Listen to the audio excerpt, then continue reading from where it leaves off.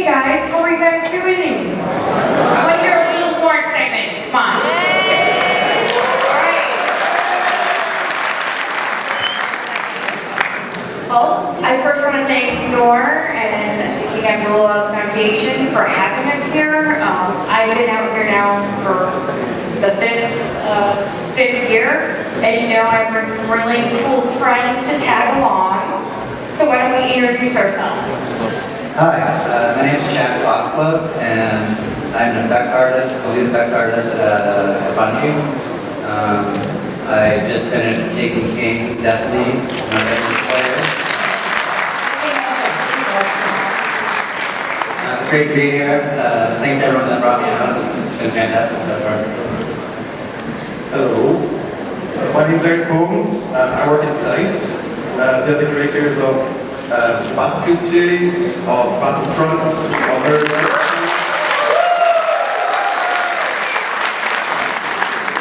really honored to be there. I'm actually a relatively new hire there. I only started there in February. Previously I worked on Batman Arkham Origins before that.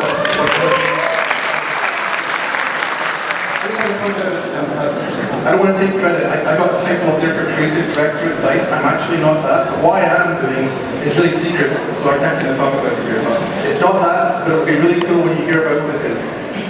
Thanks. Hi, my name is Grant Chang, and I'm one of the lead animators at Firax's games, and they're known for Civilization and XCOM.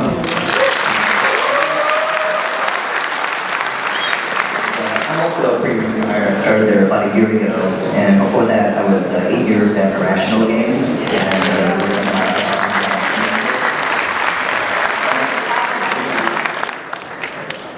So I'm going to change up the format a little this year. We're going to shake it up. So I came up with a bunch of questions with these guys of kind of the thought process was, what do we wish we were told when we got into the industry when making games? So we're going to start with, all right, how do you get inspired? Well, I draw inspiration from many different sources. I'm on the story team at Bungee, and obviously one great way to get inspiring stories is to read. So books, movies, I love watching sci-fi movies, sci-fi TV shows. I'm kind of a space nerd in general, so anything space related is usually pretty inspiring for me. I also love nature, so going on hikes, looking at waterfalls. Strange as it sounds, can be a great source of inspiration and reference for me as an effects artist, because a lot of times I create waterfalls. So I think some combination of those things. That's a really big question. I'll try and offer a different type of answer. So I assume you guys are here because you like games, right? Yeah. So you play video games, you've heard of those? Okay, so believe it or not, a lot of people in the industry also really like games. I think a really important thing for you, if you're going to come in and you're going to start making games, is get inspired somewhere else. Because some people in the industry just play games and it's their only thing. And I think it's really important, if you're going to come in and be a voice in video games, bring something new, bring something that's not there. Waterfalls is not an example I would have thought of, that's a good one. Poetry, paintings, history, something else. For example, one thing for me, it's really obvious, but dramatic TV right now is probably the most interesting medium going on at Cine Games. There's amazing things going on in drama TV, and there's tons of things to learn from that.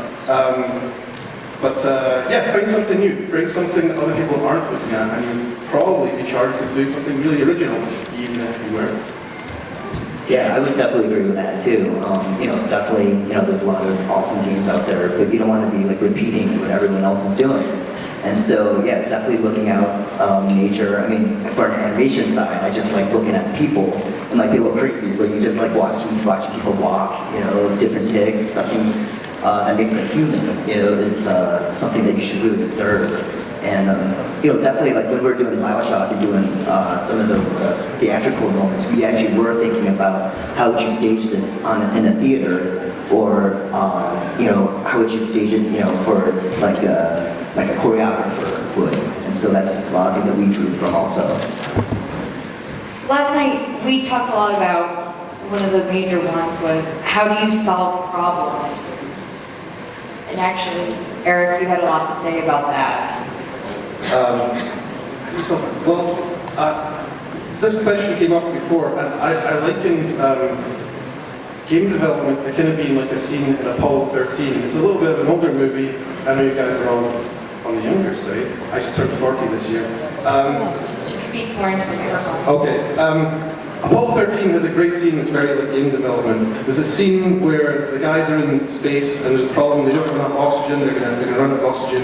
There's a scene where there's some engineers assembled in a room and someone comes in with a box full of just absolute junk, which is the same junk that's in the space capsule, and says, we've got 24 hours to figure out how to turn one of these oxygen scrubbers, which is a box, into another one, which is a cylinder. You've got to make magic from absolute rubbish and turn it into something really good, really, really quick. And that's the sort of problem solvers we need in games. People who can weave something that's genuinely entertaining and amazing, often with just what's lying around. It's a very common, you're nodding. Well, Chad, you came up with, if you were, with a toothpick and mud painting the Mona Lisa. Yeah, I mean, it's the same sort of idea. And actually, I was nodding because I was thinking of The Martian, and I was like, that's the same exact type of problem solving. A lot of times in game development, we're presented with really tight time schedules and with tools that are frankly not the best. And so a lot of times it does kind of feel like you're trying to tackle this huge project with, like you're trying to paint the Mona Lisa with a toothpick in an hour. It's very challenging. It's not necessarily a situation where you're using the best tools. At Bungie, we went through a process with Destiny where we actually had to get rid of our previous tool set and start from the ground up, which meant for months I didn't have any effects tools, and that drastically affected our workflow for a good portion of the project. So that actually had to be pretty frustrating. Yeah, well, If it was go time, everybody came up to you at once at the end, like, go. There was some of that, but it also kind of provided an opportunity to do some pre-visualization during that time. So a lot of what I did in the early stages of the project was almost more like concept work, where I was defining a visual language for the effects I ended up making later. A lot of the alien weapon effects, for example, I would sketch out and kind of define how we wanted to separate the different map and races through effects. So it wasn't all bad. I think that's work that needed to happen anyway. There's so much scrounging that goes on in game development. A good example would be, I made a Hulk game, Incredible Hulk Ultimate Destruction. And Hulk had to do lots of stuff, and we had to fit all the animations into just 32 megs of memory on the PS2. And we ran out of memory. We didn't have memory to fit everything we wanted. But we had really clever animators and technical scripters who knew how to pull animations out of existing assets. So for example, Hulk can ride a flattened van like a skateboard in that game. You can use it as a shield, you can also ride it around with a skateboard. It's crazy. Didn't have the animations, but he took animations from the character falling and sliding and then just bounced between some of them, and it looks like he's riding it. And there's so many problems in games that get solved with it. I don't have that. I can make it. It's about being resourceful and making do with what you've got. You would also say it's about asking your team for help. Right. People having initiative and drive and never giving up. Yeah, I would definitely chime into that because it's such a collaborative, process that you can't just do it on your own and just think that you can live in a bubble and just try and tackle a problem alone. You have to seek out people that know what they're talking about, people that can help, and just get off your desk sometimes and just talk to people, talk the problem through, and that's how you can actually come up with a solution. It takes a team to build a game. It's not about one person. Absolutely. I used to think when I first started, actually before I got my first game job, that I could make a game. But when I started at Volition, I realized that it is incredibly difficult, and you need to have a team, and you need to have a good working relationship with that whole team, so that together you can tackle this incredibly difficult task. So the other thing that you wish someone told you was you crunch a lot. It's a lot of hours, it's a lot of dedication. It certainly can be. It's definitely a demanding career, for sure.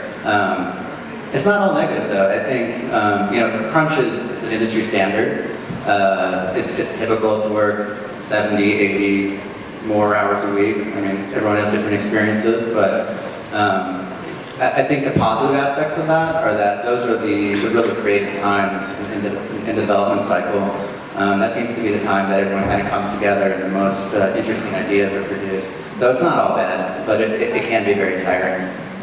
I think a lot of it, to be honest, is self-imposed. I've been lucky to be on teams where people work late and they come in on weekends and evenings because they're on the verge of doing something great and they're about to run out of time and they want it to be as good as it can be. So they want to find a way to come into it. It's not, thankfully, I don't feel like I've ever been on any of those projects where there's a whip cracking boss and we're all coming in on the weekend, everyone get, man your positions. It's people who really don't want to give it up and the time is running out, so they give it everything. They push through it. Yeah, they push for excellence. Yeah, it's a self-imposed crunch at times. A lot of times at Bungee, no one actually tells us to work late, but we want to because we know that if we don't get this feature in now, it's just not going to get into the game, and then we'll be sad. We won't have made as good a product as we wanted to. I often think though, because you're crunching, and you're right, I kind of sometimes hate to use that word, you're doing what you love. So it doesn't feel Absolutely, yeah. Definitely doing what I love. I mean, I get to go to work every day and make fire and explosions and smoke and waterfalls. It's like, there's nothing to complain about there. So the other thing that we talked a lot about was, how to take constructive criticism, how to give constructive criticism.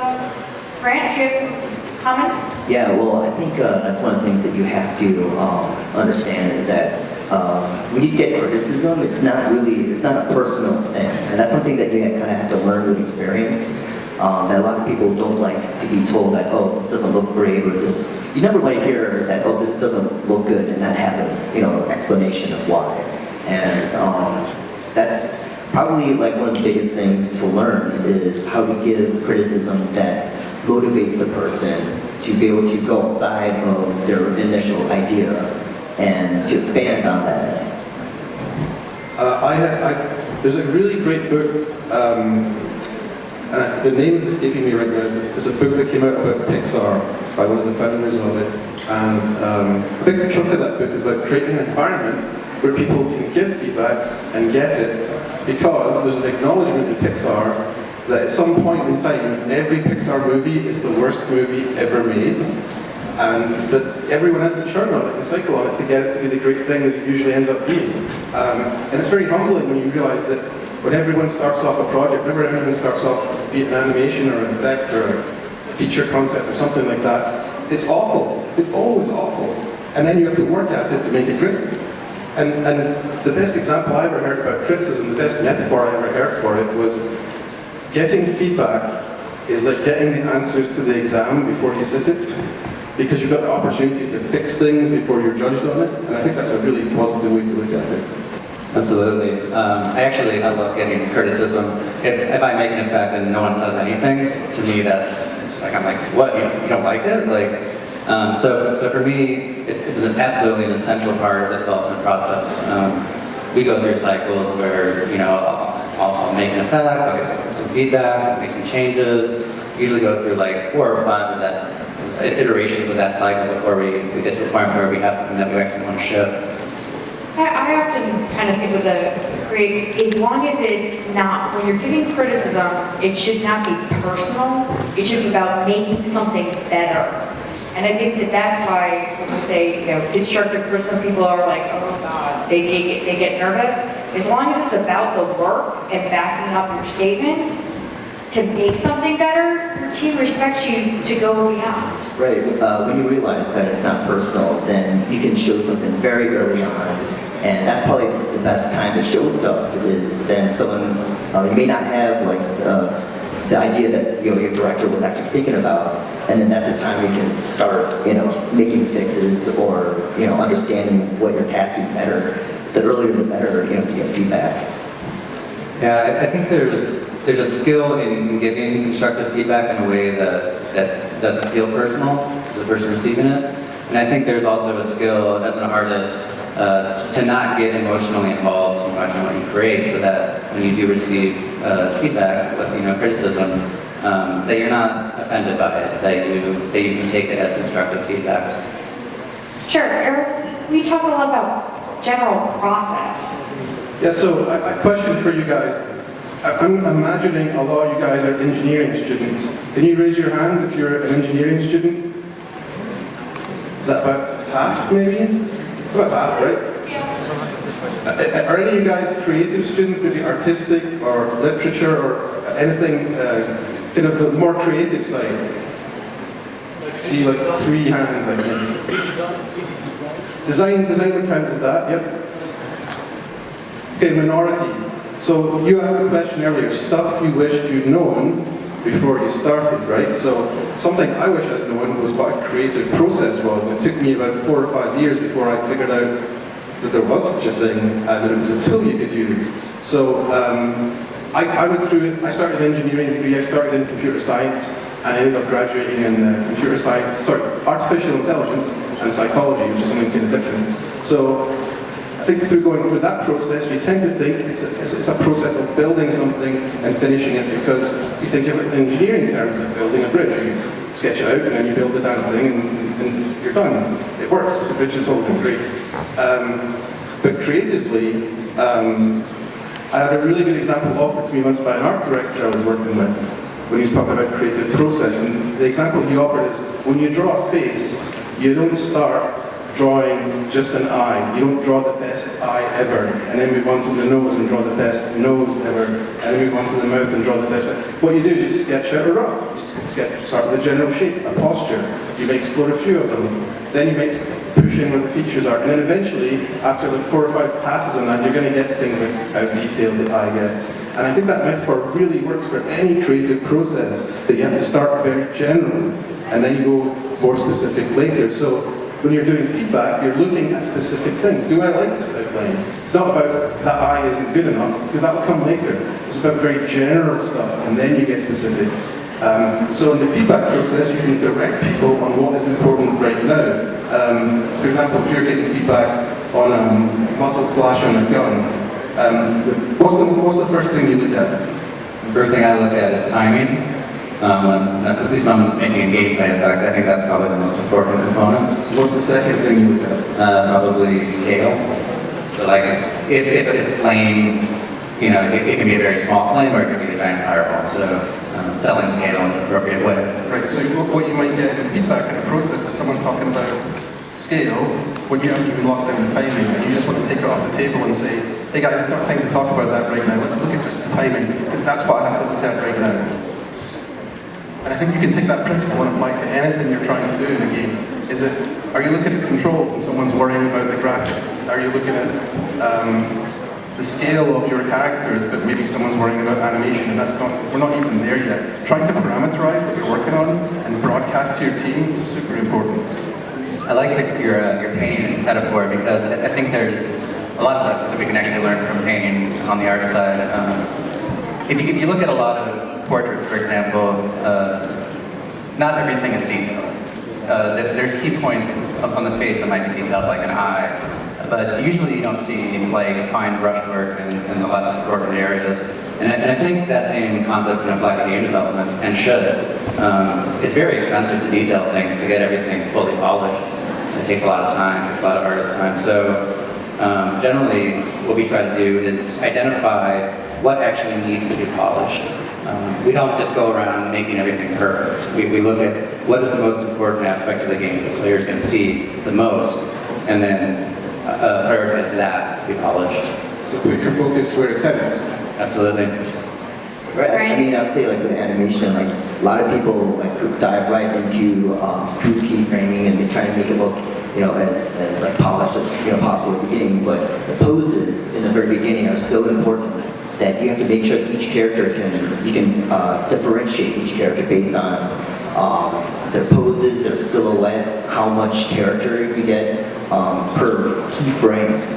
And so that's where you want to start, even before you make everything move. Then you get the timing, because the computer can make all the in-betweens for you. It's your job to just give it character, to give it life, just would frame it something. So let's talk a little bit about creativity and passion. You know, that's one of the things you guys said that you wish you were told more about in games. First starting off in the studio. You were looking at me again. Oh, I was spanning down. Like in what sense? Well, you basically, you know, keeping the energy up, looking at new things, incorporating into the creativity process with your teams. Yeah, I think it's easy to, as you're creating a game, to kind of get bogged down in the technical details and kind of lose that creative spark. And I think it's important that game development be fun because we are creating a fun product, hopefully. I think the minute that game development stops being fun, it's usually a red flag that something's wrong. Whether that's a pipeline issue, maybe your tools are not, you know, streamlined to the point where you can create content in a fast way. That can be very frustrating.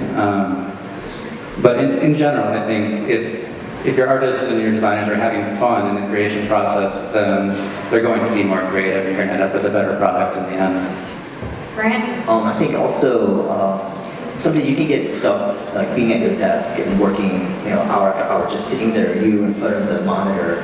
And basically what we like to do is just get out of our desks, you know, ask someone else to shoot reference or ask, how would you do that? Or how would you do that motion? And just get up and just, you know, we're all about movement and timing and stuff, and it's hard to just kind of imagine it just sitting there, you know, locked at your desk. So just getting up, discussing it, acting it out, videotaping each other, just doing many different iterations, that's definitely a key part of the process. I think having goals is the most important thing creatively, because you work in games, you're going to work with tons of creative people who all think differently. They have different insights, different perspectives, different skill sets. And a good example for me is lighting, right? Like, I don't know anything about lighting, I don't know how to do it, but I can tell you no game looks any good without it. And it's the only time when games really start to come alive is when you lit scenes, and it looks like, well, working on a Batman game, it's the difference between something that looks like cosplay, where there's Batman standing somewhere, and you're like, that doesn't really look like Batman. And then as soon as you light it dramatically, oh man, it's real. You were completely right. When I was working with Valve, Ray was there at the time, and he was doing some demos for me while I was at ATI AMD. And when he to prove your point, he showed it without being properly lit, and then he did it with lighting, and it totally changed the whole way how you're doing it. So you're 100% right. So you're going to find tons of situations in games where you're working with specialist people like that who are just, they're like magic to you because you don't understand what they do, but they understand what the team is trying to create. For example, this scene is the saddest scene in the game. This is the scene where this character is dashed, where they've lost everything, and you have to sell that emotion. You have to find to sell it. Well, there's musicians to know about that. There are lighting artists, there's animators, there's a cinematographer, there's a set builder, there's all sorts of things. There's the lead-in and the level design experience. But if you have that goal, you can get all those people to bring their initiative to bear on it. So you need to know exactly what it is you're trying to create rather than, this is just the fourth room in the level. This is what this needs to feel like, and then you can uncork the team's creativity and get people to really just dive in and make it come to life. It made me think when you were talking about Pixar, the movie, has everyone seen the movie WALL-E? Do you remember it? Do you know that movie sat for quite a while because they couldn't figure out how to show emotion in it? And it took the team, you know, it sat on the shelf, came back a few different times. And that's a great example of that. So here's the big question that I think sometimes we struggle with, even in these bigger companies, is when the game's not working, it's just not fun, how to cut it off. You know, maybe is it just too ambitious, it's just not working out. How do you deal with those kinds of things? At Bungee, we have a lot of sort of initiatives, projects that pop up. So like a small team will have a great idea, they think, at least, and then they'll start developing it kind of in a little isolated shell. A lot of times those little sub-projects actually get canceled or get cut because they're too ambitious or they don't fit with the general sense of the game. And I think cutting things is actually very important. You should be regularly looking at your game and trimming the fat away. Not only just to save yourself time and resources, but because you'll end up with a simpler game design in the end, which will be easier for the players to understand. Yeah, at one point in my career, I could accuse myself of being really attached to every idea I had because, more of this, I could accuse myself of being very attached to every idea I had and thinking that having the idea was the work, when the truth is that's just the start of the debate about what you should do. So I think that prioritizing is the key. If you've got 10 ideas, they're probably not all as good as each other. And the truth is, if you whittle it down to 1 or 2 or 3 ideas, be it around features or parts of the story or parts of the level, you will have a stronger thing than trying to badly realize 10 of them. So, have you heard the adage, kill your darlings? Having the discipline to be able to just chop off stuff that you love, but to make sure that the things that survive are as strong as they can be is a really good principle for testing yourself. Also probably not getting too distracted, right? By whatever latest game is out right now, we're gonna just, oh, they have smoke. We're just gonna add smoke to this. We're gonna do that because this game's coming out. You wanna be thinking ahead of it. Well then the goals are something that really you can test against, because if we're building the saddest scene ever and someone, for example, an effects artist, really wants to bring in smoke because he's got to go smoke, well, is it something that makes it sadder or is it something that makes it just look cool? So maybe it isn't the right tool because it doesn't support for what you're actually trying to achieve. Brandon, you're sitting there totally shaking your head. Yeah, you just can't. So your job is to. It's all for the game. You know, like you're not just an island. You know, within a company. Like you have to make sure that what you do serves the bigger picture. And so you can't be afraid to have the most amazing, beautiful animation I've ever made. But you have to kill your darlings. And if it's not working or the flow is messed up or if it doesn't quite enhance the game at all, you have to be just ready to chop it and to just not take it personally.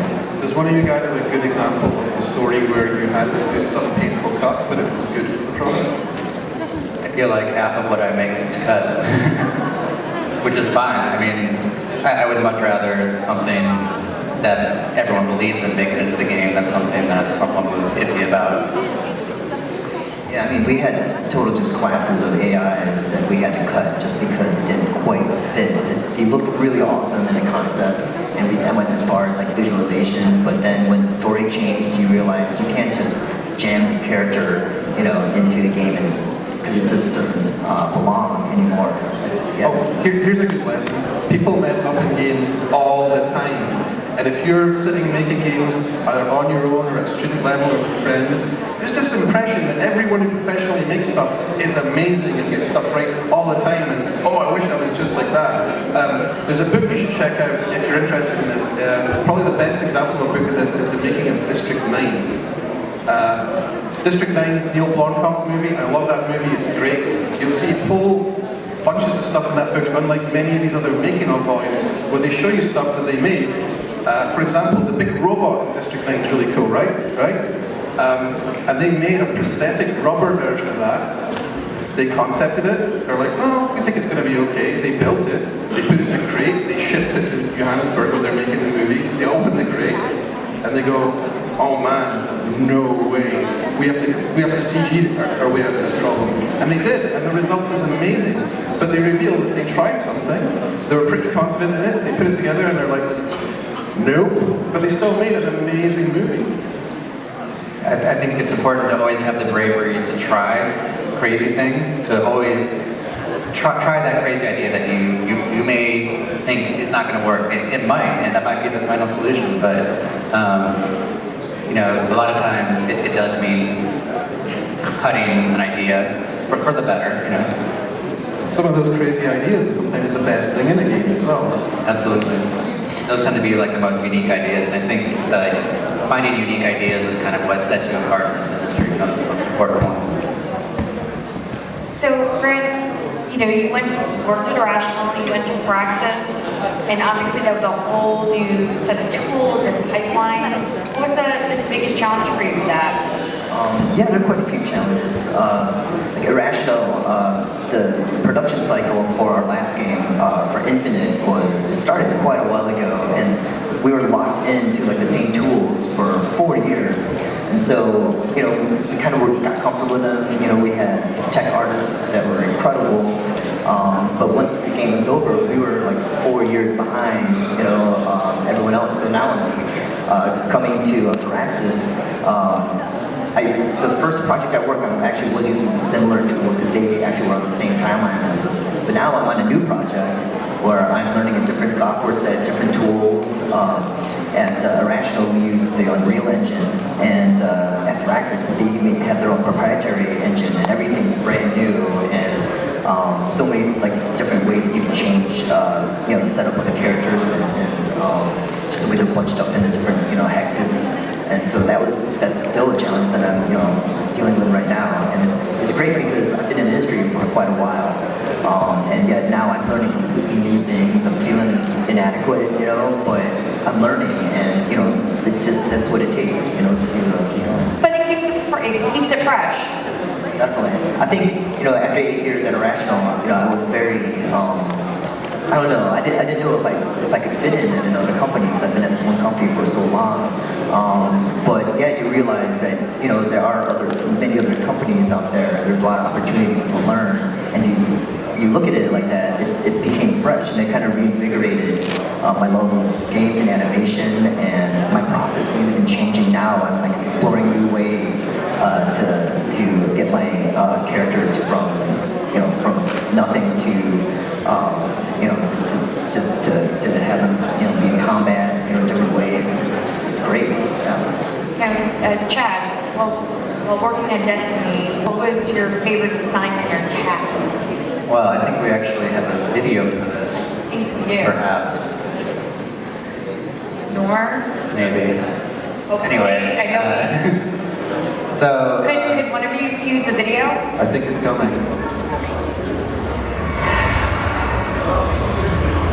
So this to give you a sense of what's going on here. A cinematic from the Taken King. We'll never fire again. Just don't forget to plant the transmat link so other Guardians can land. Not everybody's got a stealth tech and a ship that smells like hive. Good luck, Guardian. Activating stealth drive.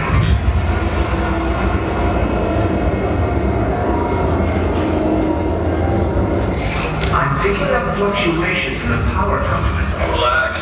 Modified the tech myself. Probably just Saturn's radio storms running interference. It's malfunctioning. Did you break my stealth drive?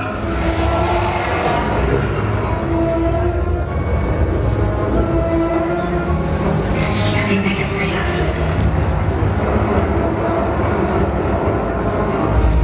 I think they can see us.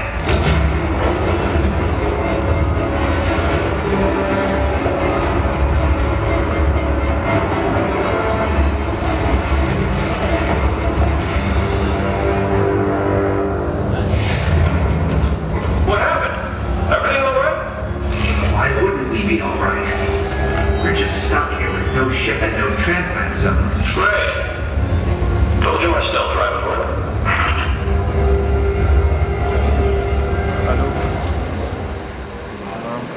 So one of my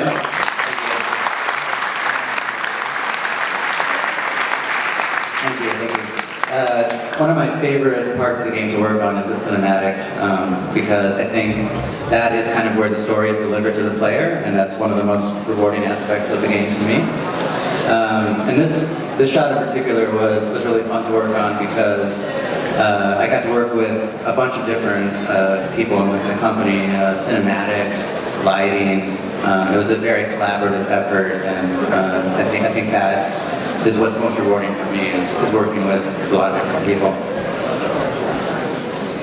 You know, I bet I'm going to actually open it up to the floor because in reality, these guys have a lot of questions.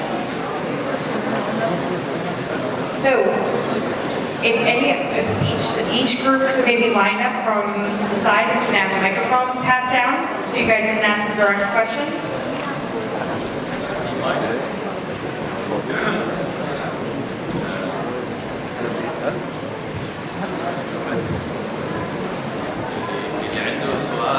اللي عنده سؤال في مايكس، اللي عنده هلا سؤال يوقف. المايكس موجودين هون، اذا بنقدر نشغل المايكس الموجودين شغالين عند المايكس، المايك هون او اللي هون. اللي عنده سؤال في حدا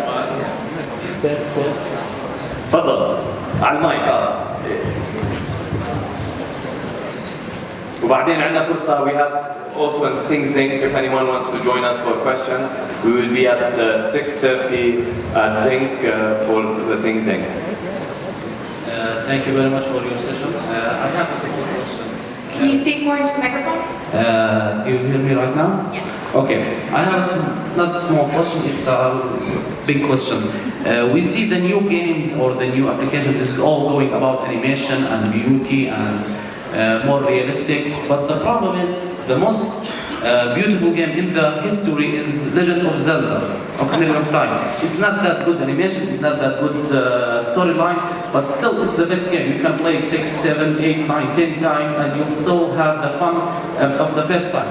So what is the secret? Like in XCOM, Mr. Chang, you work with XCOM. XCOM one of the best games I see in history, but it still doesn't have that much of animation like Battlefield or any other game you play it for once. So what is the secret in this life cycle? Well, I actually didn't work on XCOM personally, but I know that it's all about the gameplay, like what it's done for. Like everything else kind of enhances the gameplay. So if you don't have like the right bones, the right base, of the game, and if it just looks pretty, you don't really have much of a game at that point. And so it definitely depends on if it's fun, if people want to share it, with other people and all that stuff. I think that's what you're really going for. We're definitely in trouble. We're definitely trying to make everything look as beautiful as possible. But if you don't have like the guts, I don't have the gut, I really mean it, then the game really isn't successful. Best is also kind of a subjective qualifier. Best, I guess, to you means your favorite, right? No, it's all-time favorite by rating companies. I think it may be number one on Metacritic, for example, right? Like, let's assume it is. Let's give you another game. Do you know Final Fantasy? Yes. From Square Enix. It has 14 versions, from 1 to XIB. The best game is VII, it's the 7. It's 1996 developed, had bad graphics, the same storyline, but still the best. I still play it. It's really like cylinders, the players are cylinders, and very bad graphics, but still the best. I think that an analogy might be kind of like, who's your favorite James Bond, right? I remember when I was a kid, my mom asked me that question at the time. Roger Moore was James Bond, and I liked Roger Moore, and my mom was very unhappy because we're Scottish, and she said, no, Sean Connery is the best. And the truth is, it seems to be whoever's James Bond when you're a kid and you first kind of encounter it, well, that's James Bond, and you can attach to that for a bit. I now would like to reverse my position. Sean Connery is the best James Bond. But I think it was, Final Fantasy VII was a game that came out and really redefined a lot of what that genre was. I think that the Zelda games have had a habit of doing that too. They own a certain space, and also when you play those games, you're a kid, it's like nothing else. It's kind of the ground moves. I think for some people these days it might be Minecraft that is that game to them. It might be League of Legends to other people. It's the thing for them. This kind of special sauce to them. I think everyone has something that really kind of speaks to them, kind of like a favorite movie. I don't think anyone would say there's a best movie, right? But there's probably ones that speak to you and mean a lot to you. And some of those games are very widely appreciated. Like the Zelda ones are definitely they have a massive and very passionate fan base. So there is no strict answer or formula to have the best game or have a hit game. If I knew it, I would be a lot richer than I am. Well, I guess you could also think there's definitely games that have surprised us. Thank you very much. Right? One of the things that I'll tell you guys about Valve, is Portal. Nobody had any idea that game would be as popular as it was. So that wasn't put on as like there's no formula for the best game to make the best game.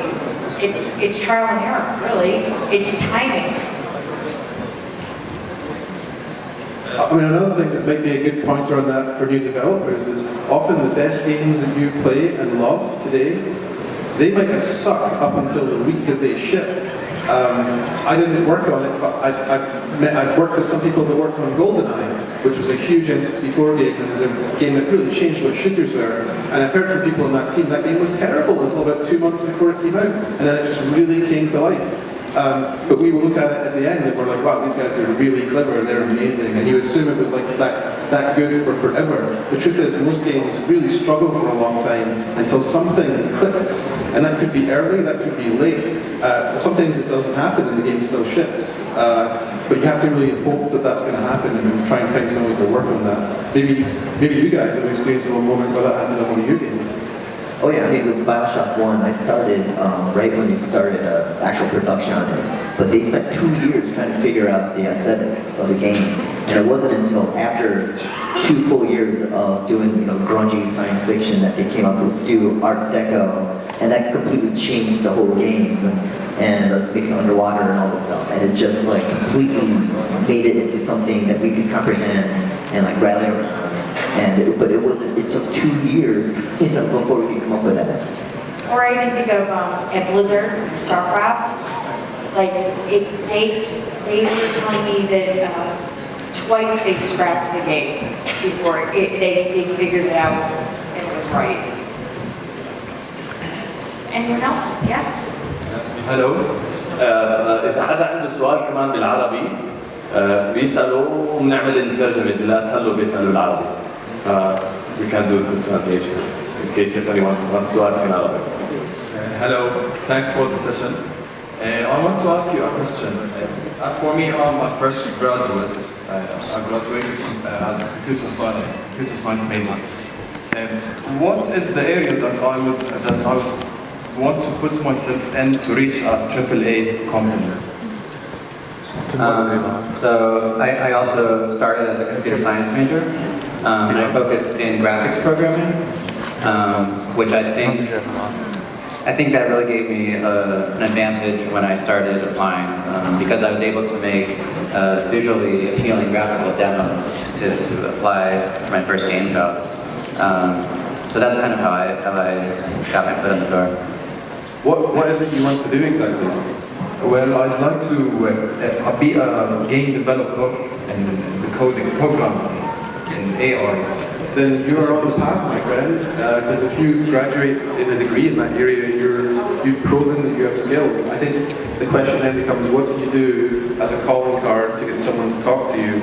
And most people make something. They make something on their own. And there's tons of free engines out there to go and explore with and kind of prove you can make something. Because if you can send a demo or even a YouTube link to a video of your demo running, you are so far ahead of most applicants, it is crazy.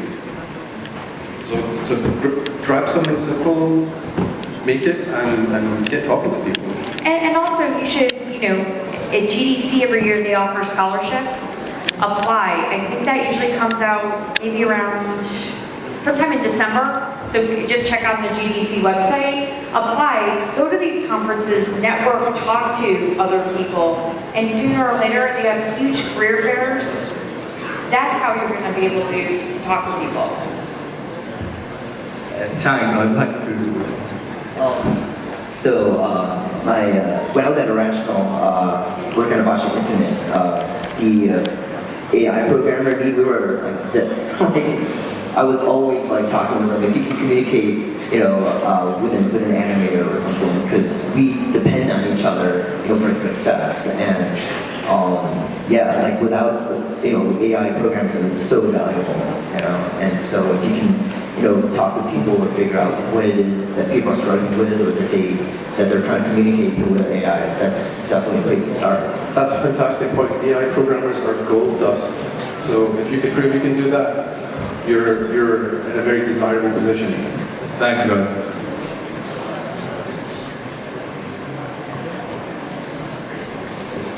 Hi. Hi. Thank you for the session.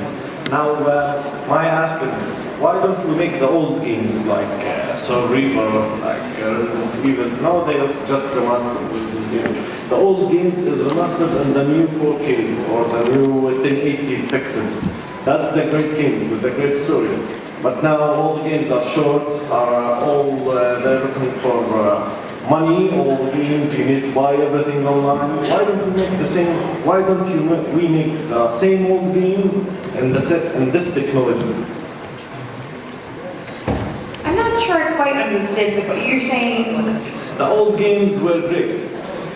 Like, how far are we going back? Are we going back to? No, like 7, 8 years, PlayStation 1 games. Okay. Like Evil Dead, like Soul Reaper, these games. Why don't we remake them in this kind of technology? Because they have great stories. They're not that profit games.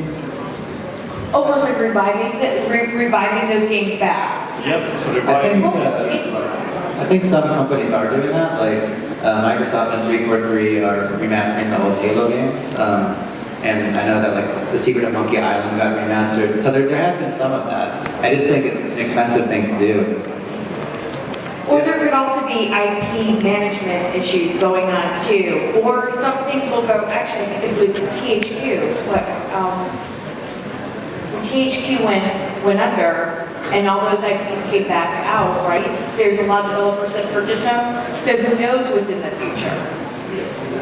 When's the new expansion for Destiny? For Destiny? Yep. We just released Taken King like a month or two ago.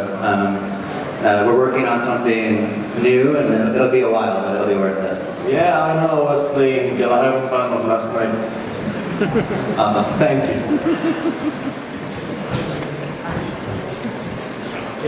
We have a question. Hello, my name is Hussein. I want to ask about these great sci-fi complex games. Do you create them fully from your imagination, or they are based on a story or something like this? Can you explain what you mean? Yes, like this one here, like this game we saw here. With Destiny? Yes. Okay. Do you create these games from your imagination, fully from your imagination, or they are based on a story that's written or something like this? Nothing is ever just from our imagination. We have so many influences that we're constantly looking at inspiration from all different things. So there's definitely stories that have inspired Destiny. There's definitely art that has inspired Destiny. We kind of take all those ideas and try to make something that is unique and that is our own product. But there's obviously influences all over the place. I would also make a comment. You're seeing a lot of Hollywood writers now writing and helping game developers with their story. Absolutely. We've hired a couple of writers from Hollywood. So we will have one last question, and we will keep the rest for the things in. Any last question we have? One last question. وعندنا things in حيكونوا موجودين معنا، حيكون مجال أكثر نحكي معهم. السلام عليكم. بس حابب استفسر انه ليش ما يكون في بالجامعات تخصصات عن مجال الالعاب الالكترونيه؟ He's asking, I will rephrase it in is it important that university they have programs specialized for gaming?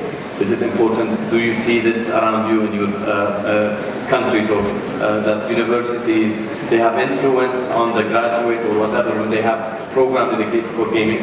I've got an interesting experience with that just because I do a panel every year at GDC that it's a 1 hour panel followed by portfolio reviews. And on the art side, anyone, and Greg, you can totally speak up with me too on this, everything that the universities have pretty much taught students on an art base, we completely say do the opposite. Now, there are a lot of schools that are having gaming programs. I went to the University of Utah. They have a very good program. Savannah College of Art, Carnegie Mellon, MIT, SMU, you're hearing a lot about. I think that there's a handful of schools that are having more courses and working towards a project basis, and I think that that's a really good thing when students graduate from those programs because they have something to show right away. I think the best way to convince someone that you can come in and do the job is to show them you can do the job before you get there, i.e. to have a demo, to have that portfolio of art, to have some design levels and existing engines that can show that you can do that stuff. And you don't need to do a specific program to do that. The right program that includes games may help build your skills in that area. When I went to university, there was no program for that. I almost got thrown out of university 3 times for running games on the university systems.